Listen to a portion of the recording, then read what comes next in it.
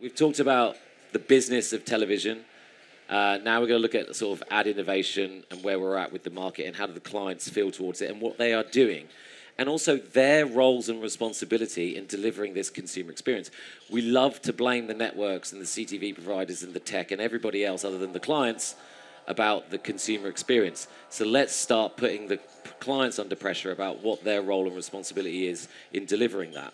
So, Aaron, I'm going to start from you. And you actually need to introduce yourself and what you do in your roles when you ask your first question. CTV, was it oversold to you? How do you feel about the product today? It was interesting what Dave said, by the way. He feels like it's kind of living up to expectations. Do you agree with that? Hey, good afternoon, everybody. Aaron Sobel. I oversee media investment at Unilever. Thank you, Andy, and the B team for having me. And Justin, excited to join this bubbly, with a hint of spice, potentially, panel. But thank you. This is a topic, a session that's that I'm very passionate about. Because it is an integral part of the overall, media investment of the future as we dive deeper into streaming. The question is, was it overpromised? No, it wasn't overpromised because this is something that is still being figured out and being developed.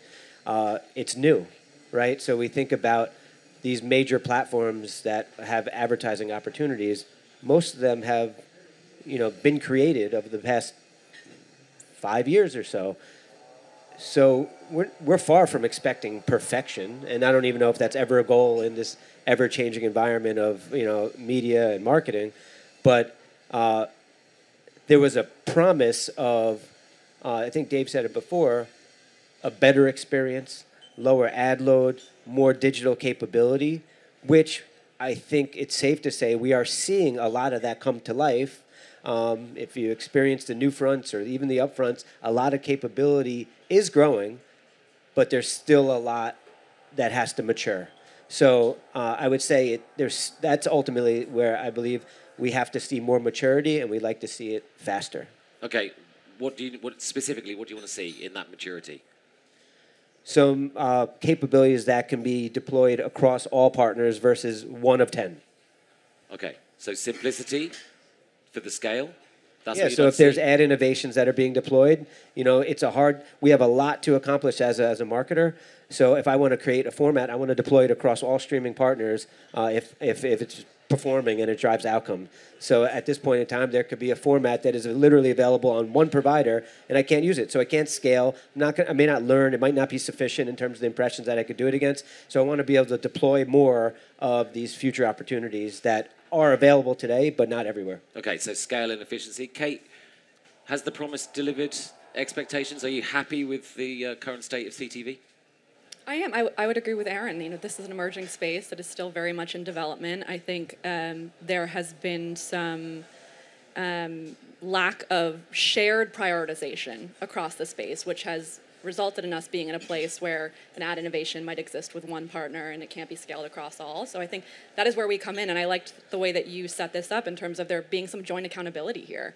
It is up to us as brands and our agency partners, of course, to communicate what our prioritization is and to look for that overlap where we can to help inform how our partners prioritized in the development, whether it be measurement solutions, ad innovations, content, et cetera. Do you think that's a realistic goal, though? Because when you see like the majority of viewing, it'll be the premium ones. So you're talking Disney, Netflix, Amazon. They're going to be operating in silos. Do you really see those sort of companies actually working together to deploy consistent services across their platforms and sharing data, which they're not usually comfortable with, and they're certainly not doing now? Like, is that a realistic ambition? I would say yes, and I think that's where the joint accountability comes in terms of the constant message that they need to hear from us. So I wouldn't say it's so much them needing to work together, just having that shared synchronization of the priorities on behalf of the brands and agencies. Andrew, what's your view on this, working directly with clients and deploying services across, you obviously probably share their views. What should and will happen in the market, do you think? Sure. So Andrew King, VP of Product at TripleLift. I think we need to just broaden the way we think about CTV. It's not just linear, ported over into a new digital environment. There's a lot that is going really well. If you think about where we are today, we've got a lot of diverse ad tiers. For the first time, consumers can choose the amount of ad load that they have. They can go full subscription, have no ads. They can go free and have the maximum amount of ads, but there's also tiers in between. So consumers are opted into what they are willing to accept in terms of advertising. I think that's a really strong intent signal. You also have differentiated formats. It's no longer just a 30-second creative that can run. We have things like pause ads, tiles ads, integrated ads. So there's a lot of different touch points that advertisers now have with the viewer that they never had before. We have new currencies. It's no longer just a GRP or a reach. We're looking at things like attention and things like incremental reach compared to where they're already buying. And programmatic has come a long way, the technology.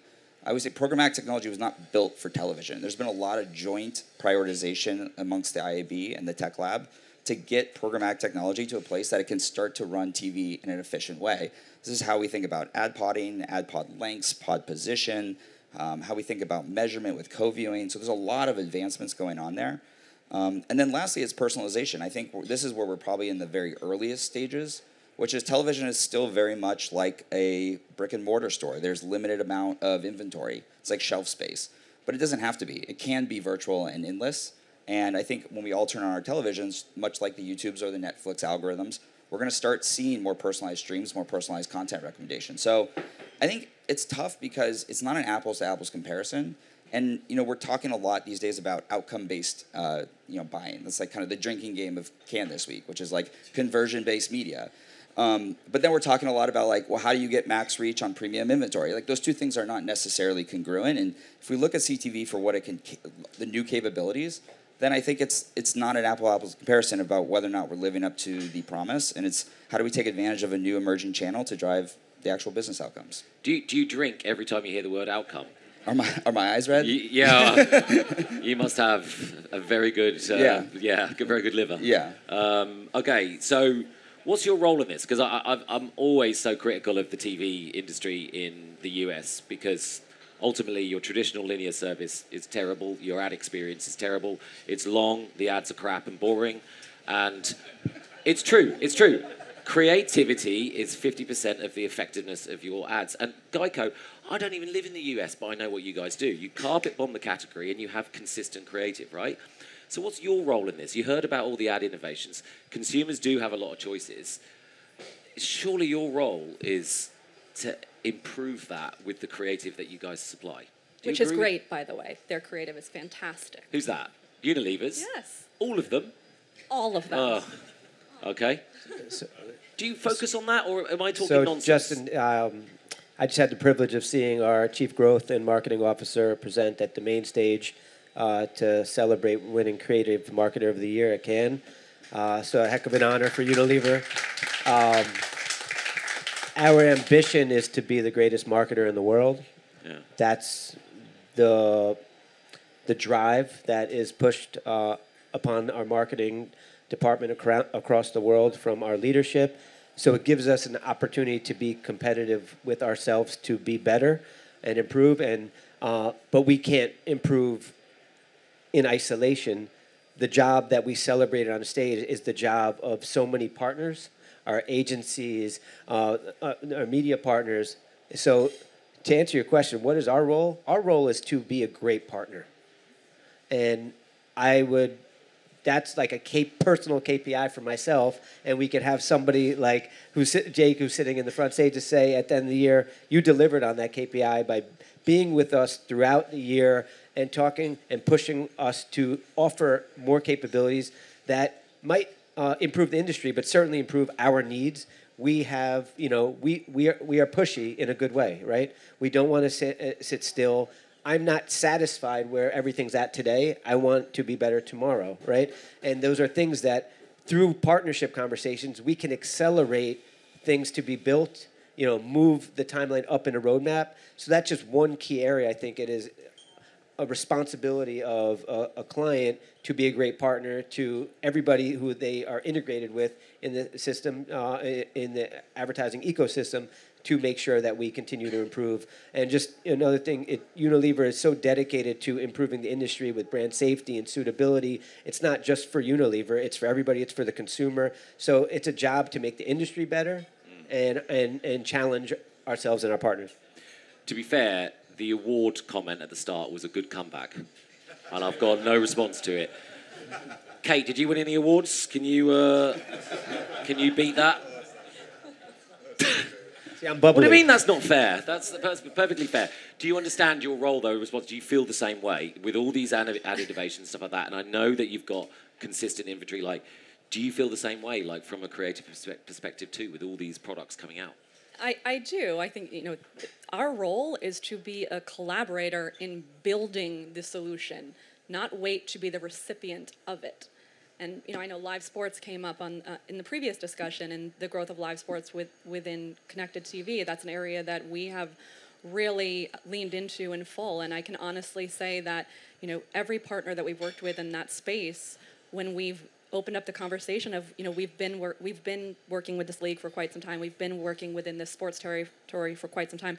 How can we modernize it? How can we leverage the legacy of the brand of the NFL, for instance, across all of their distribution partners? But when it comes to streaming, modernize the delivery of the message that we ultimately want to share with viewers and customers. And we've done that quite successfully, I would say, in the last year. Can you give that Amazon example that you gave me on the phone, or was that private? I've outed you now anyway, so you got to give it. It was brilliant, though. It was brilliant. It was branding plus execution and performance, wasn't it? So can you just share that, because that's a good example for the room. I actually just ended a panel with Andrew Whitworth talking about this program, so happy to. Okay.